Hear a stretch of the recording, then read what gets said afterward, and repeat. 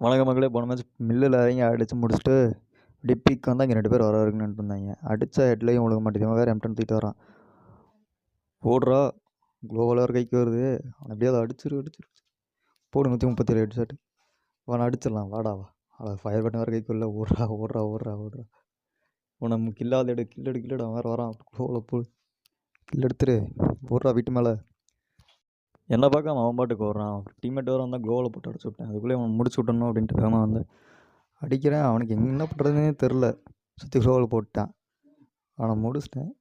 அவன் டீம்மேட்ஸ் 2 பேர் வரைக்கும் அடிக்கிறாங்க. இருங்கடா வம்சம் வெளியே ஓடிடுறேன்.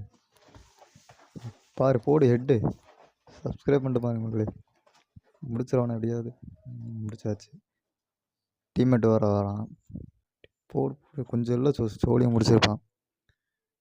நம்ம முடிச்ச டீம் வைப்பா என்னன்னு தெரில. எத்தனை கிலோ தான் அடித்தேன் இதோட 4வது கிலோ என்னன்னு தெரில.